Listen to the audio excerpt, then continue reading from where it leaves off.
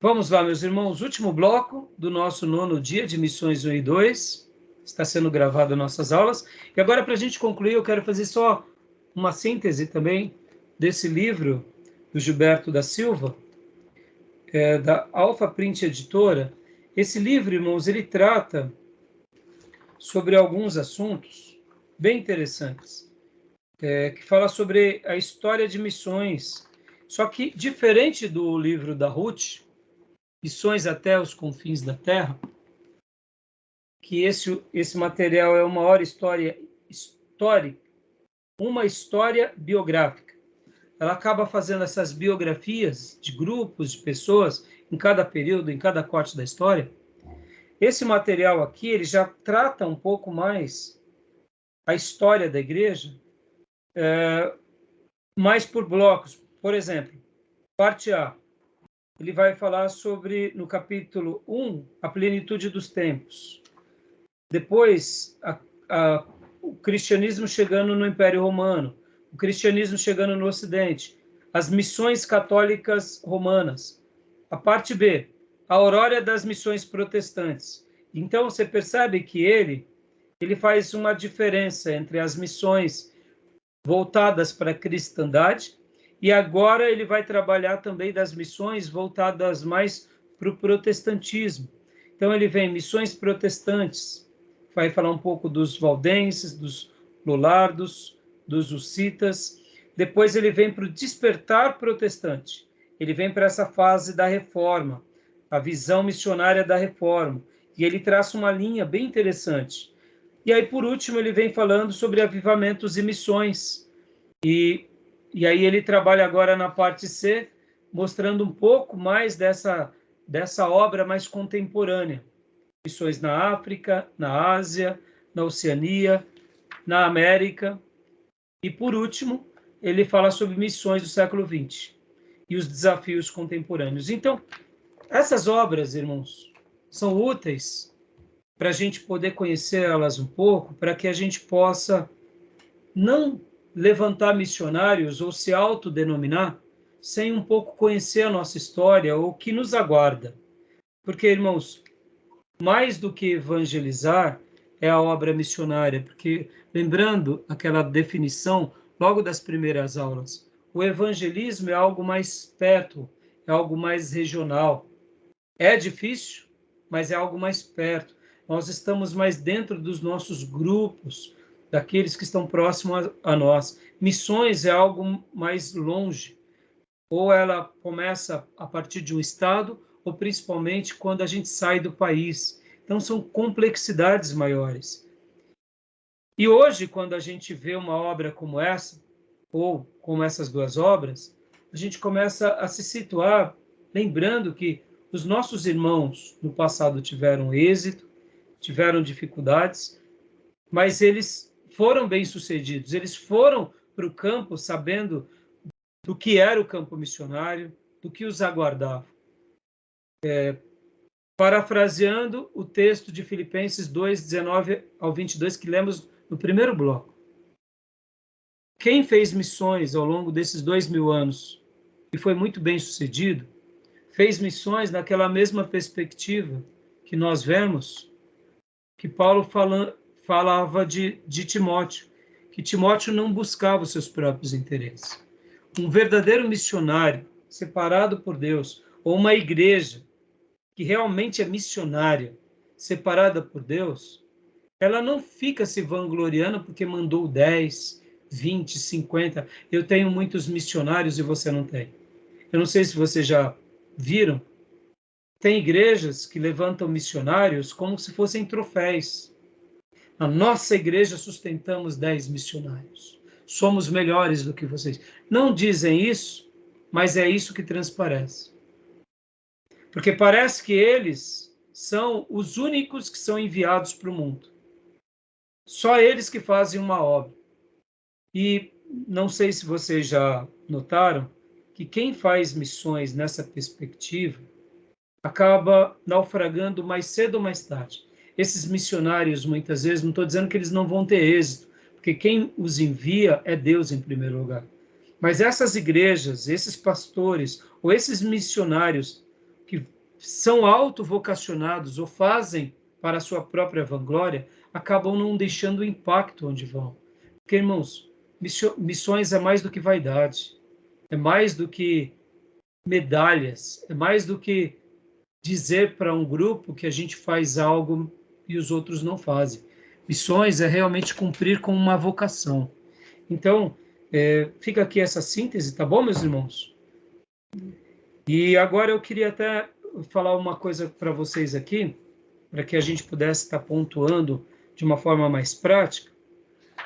Eu não sei se vocês chegaram a ver que no nosso livro Fator Melquisedeque, na parte final dele, sugestões de leitura. Peguem aí o livro de vocês, na parte final, página 235. Tem sugestões de leitura. Olha que interessante.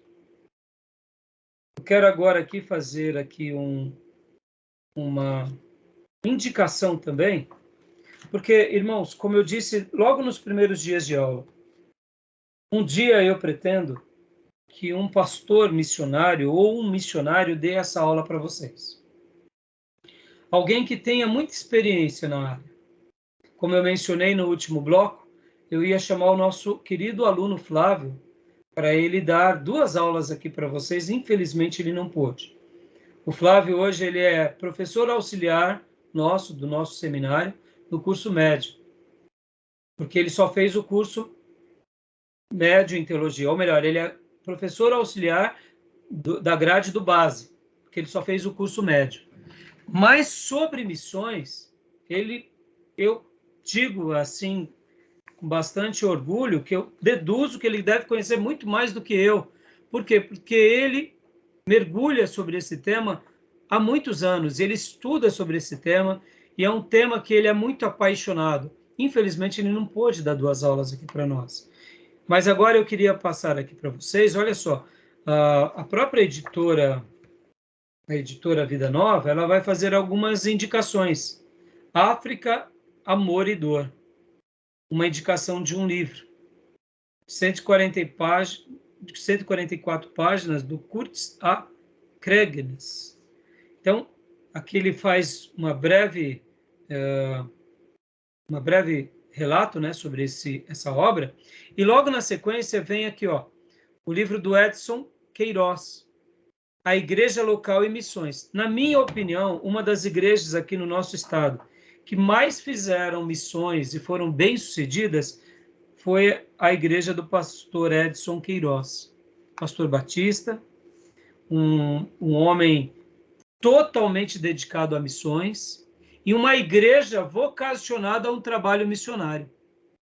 Então, eu particularmente indico vocês seguirem essa igreja local, aprenderem com essa igreja local, porque, irmãos, como eu disse para vocês, não é questão de sermos maiores ou piores, é questão de vocação.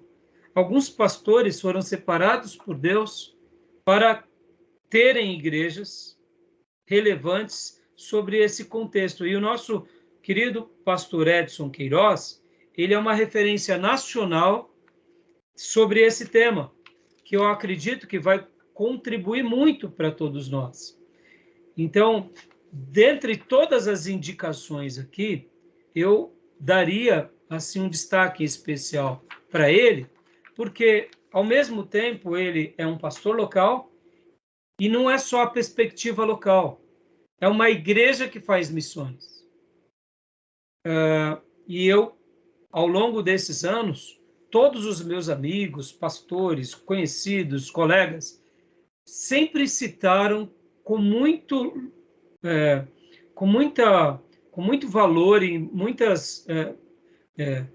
com muita valorização as obras do pastor Edson e da igreja deles. Eu não sei se vocês já ouviram falar dele e da igreja dele. Não, eu não. Não? Inclusive no meu livro nem aparecem essas indicações, pastor. Não? O meu... O seu é a mesma capa que o meu ou é uma nova edição? É a terceira edição revisada, o meu, mas a capa é a mesma. É a mesma, terceira edição revisada. É no finalzinho, pastor, é nas últimas páginas. As últimas 2 páginas. Depois da bibliografia, né? Sugestões de leitura. É. Tem 2 livros aqui da Bárbara Burns. Isso. Aí vem o Costumes e Culturas, da Bárbara. Tem Povos Missionários, Povos de Deus, do Charles Van Egan. E depois também vem outra indicação, que é o Evangelho e a Diversidade das Culturas, um guia de antropologia missionária, Paul G. Heibert. Aí também na primeira página está a África Moridor e a Igreja Local e Missões. Bárbara Burns veio na Igreja Batista de Guaianazes uma vez. Ela veio? Eu estava lá. E aí, o que você achou, Júnior? Eu achei interessante, que eu lembro que ela falou que estava amando comer feijão aqui, que lá tudo é enlatado nos Estados Unidos. Como que é? Estava amando comer feijão aqui no Brasil, que lá tudo é enlatado. Não, então... Nos Estados Unidos. E ela é americana? Americana. Não, eles vêm para cá, eles ficam assim desesperados, né? Então, a igreja do pastor Edson Queiroz é aqui na região do ABC. É a primeira igreja batista de Santo André. E o pastor Edson Queiroz, ele veio a falecer alguns anos atrás. Mas ele deixou essa igreja, e depois procurem um pouco sobre como que é a igreja deles, o trabalho que eles fazem, a maneira em que eles têm essa visão missionária. Uma outra indicação que eu queria deixar aqui para vocês, irmãos, para depois, se o assunto for... perceba, irmãos, é aquela questão de vocação, né? Mas uma outra obra também muito importante, que é o Seminário Betel da Missionária Durvalina. O Seminário Betel da Missionária Durvalina, ele tem... A grade curricular dele é para formar principalmente missionários. Então, nesse contexto de trabalho de evangelizações e de missões, eu sempre vou indicar para vocês, assim, conheçam mais sobre isso. Porque, por exemplo, irmãos, eu conheci a missionária Durvalina, é uma pessoa maravilhosa. Eu tive a honra de trazê-la uma única vez aqui na nossa igreja. Ela veio há muitos anos atrás. Mas eu estava com ela praticamente sempre me cruzando com ela lá no seminário dela, porque nós fazíamos um trabalho lá no seminário. Olha como ela era uma pessoa aberta. O seminário Betel tinha alugado um espaço ali na galeria, próximo ao metrô São Bento. Nós estávamos pregando para os nossos amigos do pregão, e eu procurei a ela dizendo: missionária, eu posso utilizar as salas aqui durante os almoços, para a gente, durante 1 ou 2 vezes por semana, para a gente poder discipular as pessoas aqui, orar com elas e evangelizá-las? Ela escancarou para nós do pregão o espaço do seminário.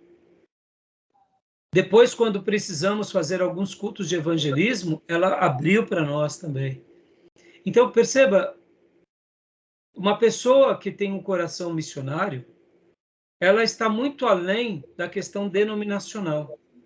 Ela perpassa essas questões tribais, denominacionais. Eu me lembro que nós tínhamos um diálogo muito bom. Eu não tive muito contato com ela em virtude do tempo que eu tinha para poder pastorear, para poder cuidar da igreja, mas no pouco tempo que eu tinha com ela, olha, irmãos, como a missionária Durvalina me enriqueceu, e como eu tenho saudade de poder estar ali com ela, né? Até quando eu comecei a lecionar, deixa eu até falar um segredo aqui para vocês, eu cheguei a pensar de procurar ela para dizer: missionária, estou à disposição caso vocês precisem. Mas em virtude do pastorado, do seminário, eu fiquei com um pouco de receio. E assim, é da minha natureza também, eu não gosto de me oferecer. Irmãos, eu nunca me ofereci para pregar, eu não me ofereço para dar aula. Então, assim, mas eu teria um imenso prazer de poder servir ao seminário da missionária Durvalina, servir mesmo, porque eu amo uma obra, uma igreja, uma denominação, um seminário que faz as coisas que não visam os seus próprios interesses. Como eu amo esse tipo de trabalho. Você pode se doar ali simplesmente para agregar algo a alguém, sabe? Mas como eu nunca mais a vi, então eu acabei, por acaso, não tendo esse contato com ela.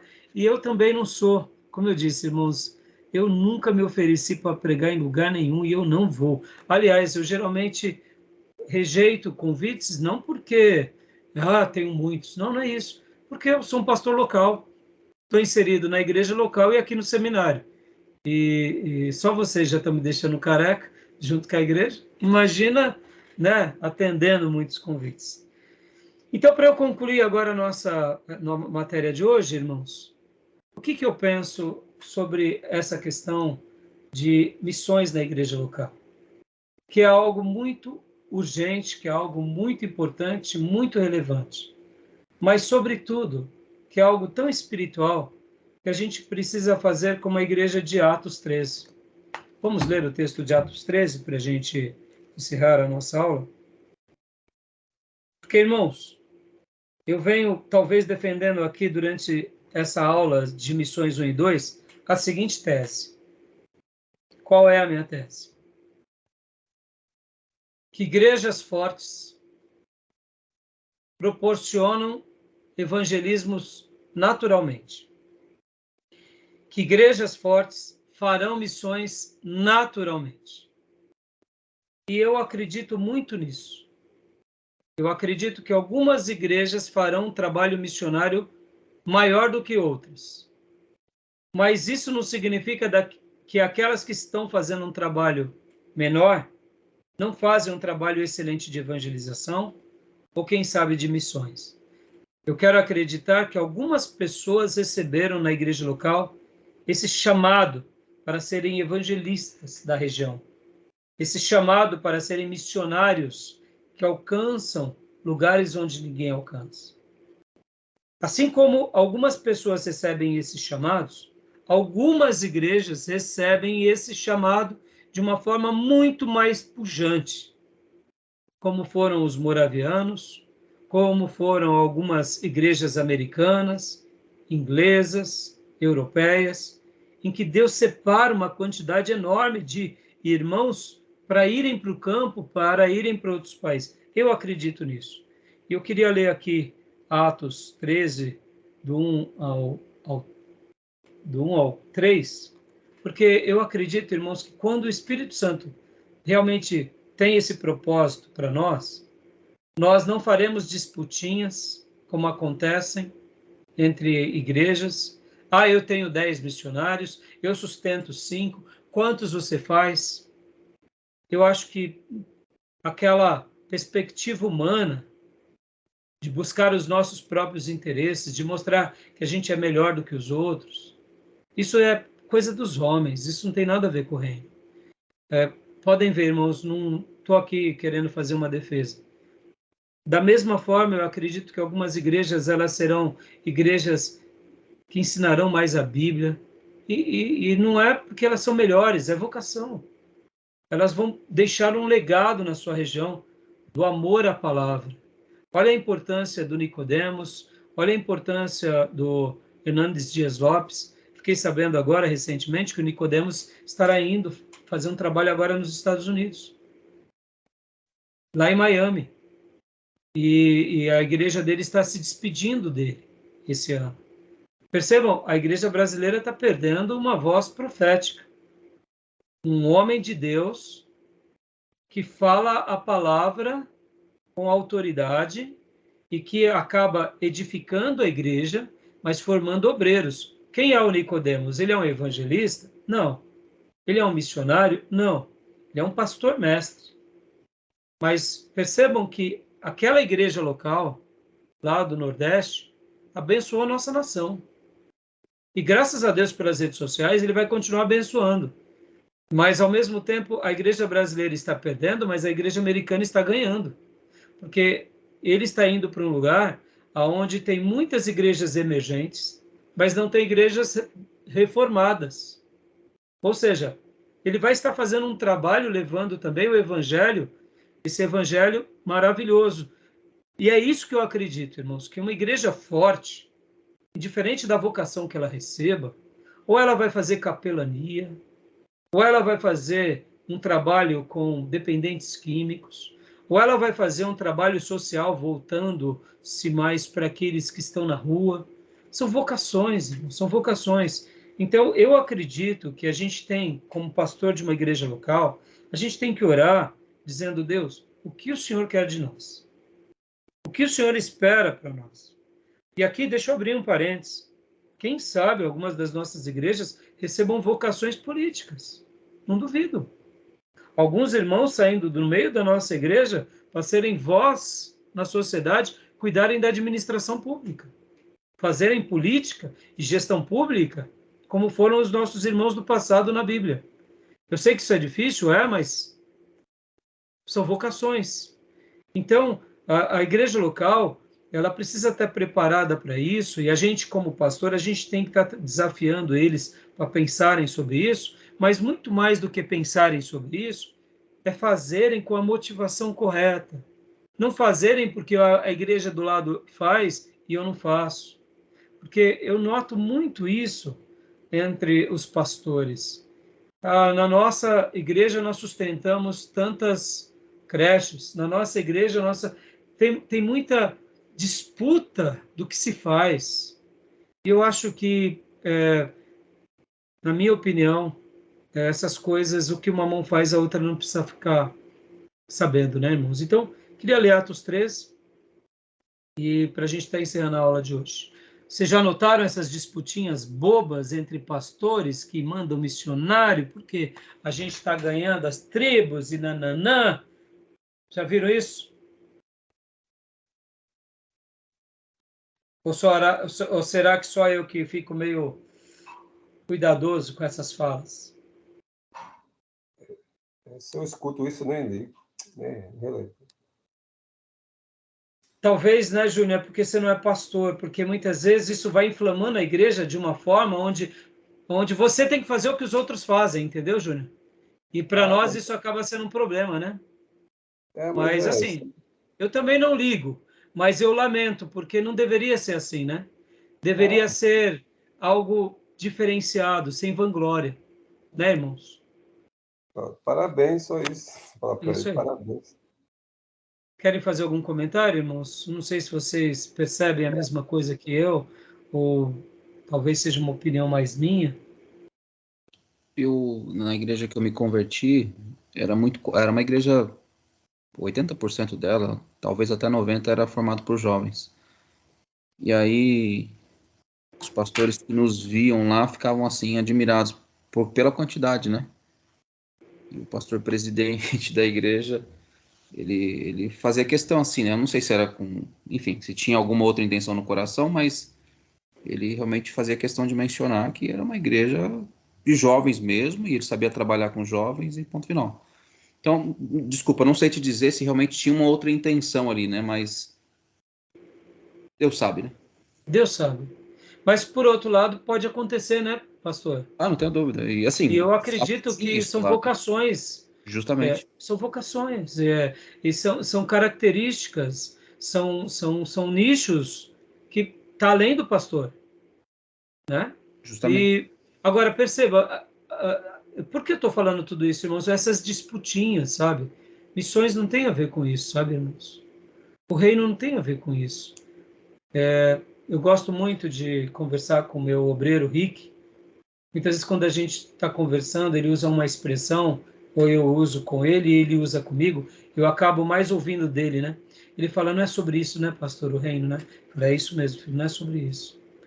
Muitas pessoas fazendo ministério com motivações erradas, né? E aqui, irmãos, pensem nisso, que Deus levante, sim, muitos missionários entre nós, mas que não sejam para nós, que sejam para a glória dele, para ele, e que a gente possa contribuir com isso, né? De uma forma com liberalidade, sem vaidade, tá bom? Então, vamos lá, vamos ler esse texto para a gente encerrar, meus irmãos. Quem quer ler? Atos 13, né, do verso 1 ao 3. É. Na igreja de Antioquia havia profetas e mestres: Barnabé, Simeão, chamado Níger, Lúcio de Cirene, Manaém, que fora criado com Herodes o tetrarca, e Saulo. Enquanto adoravam o Senhor e jejuavam, disse o Espírito Santo: Separe-me Barnabé e Saulo para a obra a que os tenho chamado. Assim, depois de jejuar e orar, impuseram-lhe as mãos e os enviaram. Aleluia. E aqui o querigma, porque o que é querigma? Proclamação, é o anúncio. A gente conhece a história. E como eu mencionei na última aula, o livro de Atos continua sendo escrito por cada um de nós, porque o livro de Atos não tem o amém. Claro que o que fazemos não é na mesma semelhança da revelação, mas é um complemento no coração de Deus, participando dessa história tão linda que começa com Jesus, com o Espírito Santo, com os apóstolos, com a igreja e que vem até nós hoje. Tá bom, meus irmãos? Que Deus nos ajude nessa caminhada e que a bondade do Pai esteja sobre todos nós, tá bom? Amém. Beleza, meus irmãos? Amém. Amém. Alguma pergunta? Um livro aberto, né? Como? O livro de Atos é um livro aberto, né? Não entendi, Júnior. O livro de Atos é um livro aberto, não está fechado. Não está fechado, exatamente. A gente continua escrevendo. Na última aula eu falei bastante sobre isso, pelo menos um pouco, né? Tá bom, meus irmãos. Então, deu para entender hoje o que é um obreiro que não busca os seus próprios interesses? Guardem isso, irmãos, e olhem dessa forma. Quando vocês acharem qualquer obreiro que não busca os seus próprios interesses, dedique tempo, porque ali é uma pérola para o reino. A igreja, lá onde eu congrego, às vezes vem uma irmã lá que cuida da parte de missões da igreja. Nossa, ela só fala de, não sei, só fala de missões, toca música de missões, só falta pôr uma bandeira de missões. Eu não sei qual é a motivação, até enjoa. Então, você vê, Júnior, muitas vezes a pessoa é apaixonada, né? Eu até entendo. Ela deve, na minha opinião, continuar trabalhando sobre isso, indo para os seminários, porque, de repente, ela sonha de estar vendo a igreja mais envolvida nisso, mas é algo mais para ela, né? Porque, irmãos, como eu já disse, irmãos, aqui eu sou muito resolvido nisso. Muito resolvido. Irmãos, a gente vai ser útil na nossa geração. Se nós formos consagrados, piedosos, o Espírito Santo vai falar. A gente vai entender. Agora, se a gente é carnal, se a gente faz as coisas para os nossos próprios interesses, você pode fazer o que for, que a gente vai naufragar. Como eu já disse nas aulas passadas, o que nós construirmos com a proclamação e os lábios, a gente vai destruir com as mãos ou com os nossos próprios corpos. Pode ver, as pessoas que mais dão trabalho na igreja são as pessoas que fazem as coisas com seus próprios interesses. O reino de Deus não se constrói assim. O reino de Deus, o interesse é para ele, para a glória dele. E missões, evangelismo, tem a ver com esse doar-se, como Paulo, como Timóteo, como tantos outros. Que Deus nos ajude, porque assim, onde estivermos, a gente vai gerar um impacto. E agora, é claro, irmãos, eu tenho uma igreja que o nome é missionário. Eu sonho o dia em que a gente possa enviar missionários, mas eu sou tão resolvido, irmãos. Eu digo isso até aqui para encerrar. Quantas foram as vezes que eu já pude montar várias congregações? Eu nunca quis ficar montando congregações ou igreja por vaidade. Eu me lembro que um dia eu estava no nosso culto, irmão, chegou um pastor lá, e no final do culto falou, eu quero falar com o pastor. Eu falei, sou eu. Final de uma escola bíblica. Aí ele falou, pastor, eu sou fulano de tal, pastor tal. Eu falei, já ouviu falar de mim? Eu falei, não, fui eu que fundei essa sua igreja. Aí eu olhei assim para ele e falei, o senhor foi. Se o senhor um dia quiser colocar aí no livro Ata, que foi eu o fundador, eu olhei assim para ele e falei, pastor, me deixa o seu endereço, seu telefone, né? Isso tem uns 5 anos, irmãos. Né? Eu estou fazendo quase 30 anos cuidando da igreja, eu estou fazendo 27 anos, agora esse ano que entra, eu vou fazer 28 anos, é isso? Então, não, eu fiz 28 anos cuidando da igreja, então eu tinha já uns 25 anos. Pensem nisso. É uma criança que foi gerada que está abandonada há 20 e poucos anos. Eu jamais iria numa igreja pedir para colocar o meu nome no livro Ata. Por causa que... Vocês entendem? Não é sobre isso, irmãos. Está carente. Você entende, irmãos? Não é sobre isso. Eu não preciso que o meu nome esteja ali. Eu não preciso montar 10 congregações para falar que eu estou fazendo. Irmãos, o reino de Deus é mais do que essas coisas. Agora, não desconsidero quem faz, não desvalorizo, mas eu fico questionando essas motivações, tá bom, meus irmãos? O Espírito Santo possa falar conosco e que ele possa separar-nos para aquilo que ele deseja e que a gente possa ser como Paulo e Barnabé, sermos enviados por Deus, tá bom? Deus abençoe, meus irmãos. Uma noite abençoada para todos vocês. E querendo Deus, nos vemos na última aula, quinta-feira. Amém. Combinado. Combinado? Amém. Ok. Deus abençoe, meus irmãos. Amém. Obrigado, bom descanso. Boa noite a todos. Amém, pastor. Boa Todos noite. Boa noite, meus irmãos. a todos.